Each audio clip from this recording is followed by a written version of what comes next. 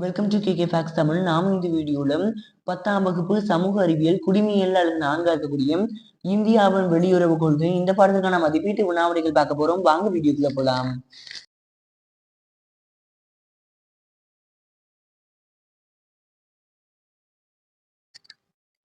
பக்கம் எண் 291 மதிப்பீடு கொடுத்துருக்காங்க. இங்க வந்து பாத்தீங்கன்னா பயிற்சியும் சரியான விடையை தேர்வு செய்யவும். அதுல முதல் இது எந்த ஒரு நாடுகளுக்கிடையே பஞ்சசிலை ஒப்பந்தம் கையெழுத்திடப்பட்டது? இந்தியா மற்றும் சீனா தேர்ட் ஆப்ஷன்.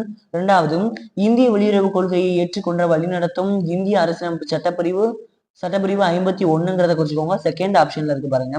அடுத்து மூணாவது, 1954 இந்தியா மற்றும் சீனாவால் கையெழுத்திடப்பட்ட ஒப்பந்தம் இது தொடர்பானது. என்னன்னா 4வது ஆப்ஷன்ல இருக்கக்கூடிய 5 கொள்கைகளுடன் இணைந்திருந்தல். அடுத்து 4வது, நமது வெளியுறவு கொள்கையுடன் தொடர்பு இல்லாதது எதுனா இதுல வந்து 2 கொடுத்துருக்காங்க. இங்க வந்து கொடுத்துருக்காங்க பாருங்களேன், காலனி ஆதித்துவம் 4வது ஆப்ஷன்ல இருக்கக்கூடிய இது வந்து குறிச்சுக்கோங்க. 5, கீழ்கண்டவைகளில் அணிசேரா இயக்கத்தில் நிறுவன உறுப்பினர் இல்லாத நாடு எது? Pakistan 4th option. 6, அணி சேராமை என்பதன் பொருள் வந்து தன்னிச்சையாக பிரச்சனைகளுக்கு முடிவு எடுக்கும் சுதந்திரம். இங்க வந்து பாத்தீங்கன்னா செகண்ட் ஆப்ஷன்ல இருக்கு பாருங்க. அடுத்து 7, இராணுவம் சாராத பிரச்சனைகள் என்பதுங்கிறது இங்க இவை அனைத்தும் 4வது ஆப்ஷன்ல கொடுத்துருக்காங்க. ரோமேட்டர் 2 கோடிட்டிடங்கள் என்ற பக்கம் 1, இந்தியா தனது முதல் அணு சோதனையை நடத்திய இடம் பொக்ரான். அது வந்து 2, டாஸ் என்பது ஒரு அரசின் வெளியுறவு கொள்கையை செயல்படுத்துவதற்கான கருவியாகும். ராஜதந்திரம். பக்கம் எண் 392. அதுல வந்து பாத்தீங்கன்னா இங்க கொடுத்துருக்காங்க பாருங்க. மூணாவது, ஒரு வல்லரசுகளின் போரணியை எதிர்கொள்ள இந்தியா பின்பற்றிய கொள்கை வந்து இரு வல்லரசுகளின் பணிபேரணியை எதிர்கொள்ள இந்தியா பின்பற்றிய கொள்கை அணிசேரா கொள்கை. அடுத்து ரோமேட்டர் 3, பின்வரும் கூற்றினை படித்து பொருத்தமான விடையை தேர்ந்தெடுக்கவும். 1, பின்வருவனவற்றை கால வரிசைப்படுத்தி கீழே கொடுக்கப்பட்டுள்ள குறியீடுகளிலிருந்து சரியான விடையை தேர்ந்தெடுக்கவும். இது சரியானதுன்னா 1, 2, 3, 4ங்கிறது கரெக்டா தான் இருக்கு. 1, 2, 3, 4 1, 2, 3, 4 அப்படிங்கறத கரெக்டா இருக்கிறத குறிச்சுக்கோங்க. செகண்ட் ஆப்ஷனா இருக்கு இல்லையா. 2, பின்வருவனவற்றில் அணிசேரா இயக்கத்துடன் தொடர்பு இல்லாதது எதுனா இங்க கொடுத்துருக்காங்க பாருங்க. 2 மட்டும். அதாவது இதன் நோக்கம் இராணுவ கூட்டமைப்பில் சேர்ந்து வெளி விவகாரங்களை தேசிய சுதந்திரத்தை பராமரித்தல் ஆகும். அது மட்டும். 3, கூற்று இந்தியா உலகின் பெரும்பாலான நாடுகளுடன் தூதரக உறவுகளை கொண்டுள்ளது. காரணம் உலகின் 2வது அதிக அளவிலான மக்கள் தொகையை கொண்ட நாடு இந்தியா ஆகும். இதுக்கானது கூற்று சரி, ஆனால் காரணம் கூற்றுக்கான சரியான விளக்கம் அல்ல. பாத்தீங்கன்னா 2வது ஆப்ஷன்ல இருக்கு. அடுத்து இந்த பக்கம் வந்துருங்க. 4வது, இந்தியா சுதந்திரத்திற்கு பின்னர் இராணுவ முகாம்களில் இணைவதை தவிர்ப்பது அவசியமாக இருந்தது. ஏனெனில் இந்தியா அதனை அல்லது அவைகளை மீட்க வேண்டி இருந்தது. மேற்கூறிய அனைத்தும். ரோமேட்டர் 4 பொறுத்துக. அதுல 1, இந்திய பெருங்கடலில் அமைந்துள்ளது மாலத்தீவு. தென் கிழக்காசிய நாடுகளின் கூட்டமைப்பின் பாலம் இதுல மியான்மர். பஞ்சசீலம் அப்படிங்கிறது 1954. ஆப்பிரிக்க ஆசிய நாடு அப்படிங்கிறது இதுக்கு 4வதுக்கு வந்து 1955. உலக அமைதி வெளியுறவு கொள்கை, அதாவது 5. 4, 3, 1, 5, 2 அப்படிங்கிறது தான் இதுக்கான ஆன்சர். ரோமேட்டர் 5 சுருக்கமாக விடையளிக்கும். முதல் கேள்வி, வெளியுறவு கொள்கை என்றால் என்ன? 285வது பக்கத்துல இதற்கான விடை கொடுத்துருக்காங்க. பக்கமே 285 எடுத்தீங்கன்னு வச்சுக்கோங்கன்னா இங்க கொடுத்துருக்காங்க பாருங்க. வெளியுறவு கொள்கை என்பது ஒரு நாடு வெளியுறவு விவகாரங்களின் மூலம் தேசிய நலனை பாதுகாக்கவும் மேம்படுத்தவும் இருதரப்பு மற்றும் பலதரப்பு உறவுகளை பேணவும் வடிவமைக்கப்பட்ட கொள்கையாகும். 285ல கொடுத்துருக்காங்க முதல் கேள்விக்கான ஆன்சர். 2வது, பஞ்சசீல கொள்கைகளில் ஏதேனும் 4 பட்டியலிடுக. 286. 286 எடுத்தீங்கன்னு வச்சுக்கோங்களேன் இங்க கொடுத்துருக்காங்க பாருங்க. பஞ்சசீல கொள்கைகளுடைய 5 இதை கொடுத்துருக்காங்க. இந்த இதை வந்து குறிச்சுக்கோங்க. இதுதான் 2வது கேள்விக்கான ஆன்சர். அடுத்து 3வது வந்து அணிசேரா இயக்கத்தின் நிறுவன தலைவர் யாவர்னு கொடுத்துருக்காங்க. 287வது பக்கம்.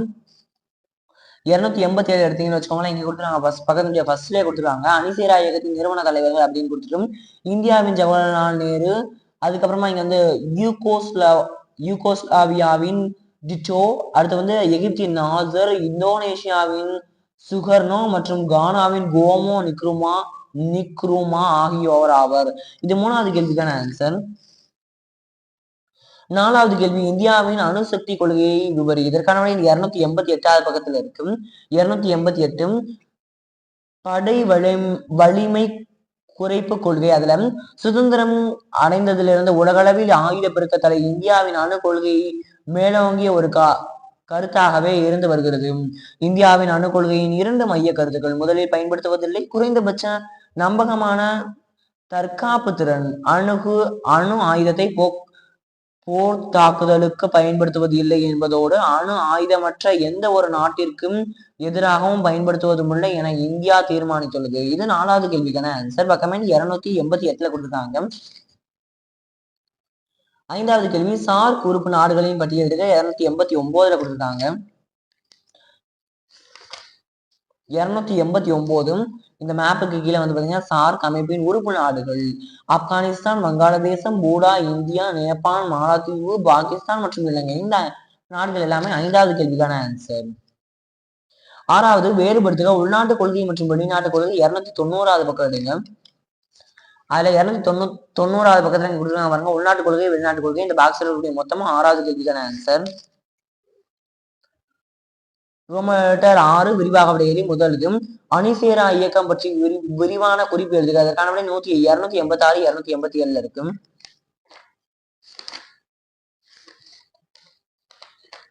பக்கமே 286ல அணிசேரா இயக்கம். அதுல வந்து பாத்தீங்கன்னா அணிசேரா இயக்கம் என்ற சொல் அங்க இருந்து இங்க வந்து இதை ஃபுல்லா குறிச்சுக்கோங்க. இந்த பக்கத்துல ஃபுல்லா குறிச்சுக்கோங்க. நான் இங்க வந்து இப்படி 2 தான் குறிச்சிருக்கேன், ஆனா ஃபுல்லா குறிச்சுக்கோங்க. 287 எடுங்க. அதுல வந்து பாத்தீங்கன்னா இங்க அணிசேரா கொள்கை இயக்கத்தின் நிறுவனர்கள் இருக்கு. அது வரைக்கும் விரிவான வழியில் 1க்கான ஆன்சரா குறிச்சுக்கோங்க. இங்க ஆரம்பிச்சு இங்க முடிக்கணும். இது வரைக்கும் விரிவான வழியில் 1க்கான ஆன்சர். 2வது கேள்வி வெளியுறவு கொள்கையை நிர்ணயிக்கும் அடிப்படை காரணிகள் யாவை? இதற்கான விடை 286ல இருக்கு. பக்கமே 286 எடுத்தீங்கன்னு வச்சுக்கோங்களேன். இதுல தான் விரிவான வழியில் 2க்கான ஆன்சர் இருக்கு. இங்க வந்து பாத்தீங்கன்னா வெளியுறவு கொள்கையினை நிர்ணயிக்கும் அடிப்படை காரணிகள்னு சொல்லிட்டு 8 பாயிண்ட் கொடுத்துருக்காங்க இல்லையா? இந்த 8மே வந்து பாத்தீங்கன்னா விரிவான வழியில் 2க்கான ஆன்சரா எழுதிக்கோங்க. இதோட இந்த பாத்துக்கான ஆன்சர் முடியுது. இந்த வீடியோ பிடிச்சிருந்தா லைக் பண்ணுங்க, கமெண்ட் பண்ணுங்க, ஷேர் பண்ணுங்க. மறக்காம கேகே பேக்ஸ் தமிழுக்கு சப்ஸ்கிரைப் பண்ணுங்க. தொடர்ந்து இது மாதிரி நிறைய சுவாரஸ்யமான விஷயங்களோட பார்க்கலாம். தேங்க்யூ.